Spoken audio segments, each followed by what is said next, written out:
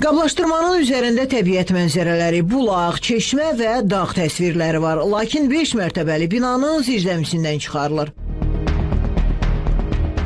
Görüntülər paytaxtın Yasamal rayonu Ağa Yusif Dadaşov ünvanındandır. Müxtəlif adlar və markalarda olan su qablarının əksəriyyətinin ağzı açıq, toz içindədir.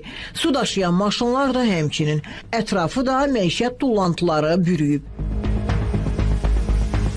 Zirzəminin qarşısında 4 maşın su yüklənirdi. Sürücülərdən öyrəndik ki, onlar suyu sifarişlə aparırlar. Sifarişi hardan götürür? Bakının hər bir yerinə. Bakının hər bir yerinə.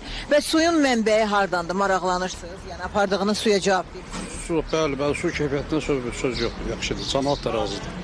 Neçədən satırsınız? 2.50-dən.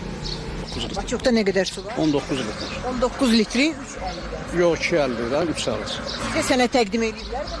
Bəli. Və vətəndaşlar sizdən su alarkən sənət istəyirlər. Onda bizən maşınlarda aparat olur. Suyun dərəcə keyfiyyətini yoxlayırıq həmişə. Yəni o barədə zərrə problem yaşamır. Sizin maşınınızda dediyiniz aparat varmı?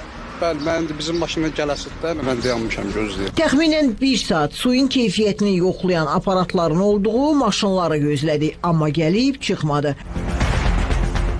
Məhəllə sakinləri də bu şirkətdən su almadıqlarını deyirlər. Hətta satış üçün aparılan qablardakı suyun krantdan doldurulduğu da iddia edilirdi. Mən vallahi xəbərim yoxdur sözünüzü, amma özləri daşıyıb aparırlar, belə satırlar. Siz nə istifadə eləmişsiniz?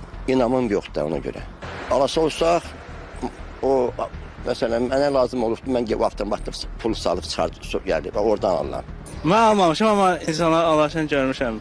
Məncə məşhur brendlərin sularını almaq lazımdır, tanınmış suları almaq lazımdır. Bir də onun tərkibini oxumaq lazımdır ki, içində nə var? Mənbəyi hara? Bəli. İddiaların doğru olub-olmadığını öyrənmək üçün suların çıxarıldığı zirzəmidə çəkiliş aparmaq istədik, lakin icazə verilmədi. Anladım, çəkiliydi. Suyu hardan doldurursunuz? Bir qədər gözlədikdən sonra özünü şirkətin sahibi kimi təqdim edən şəxslə görüşdük, lakin o da çəkilişə icazə vermədi.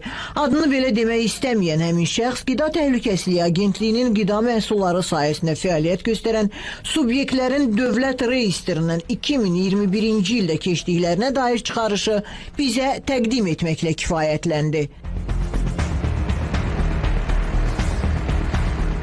Məsələ ilə bağlı Qida Təhlükəsizliyi Agentliyinə müraciət etdi. Agentlikdən Xəzər xəbərə bildirildi ki, həmin çıxarışın olmasına baxmayaraq məhsulun etiketində mərkəzləşdirilmiş su xəttinə verilən suyun müxtəlif filtrlərdən keçirilməsini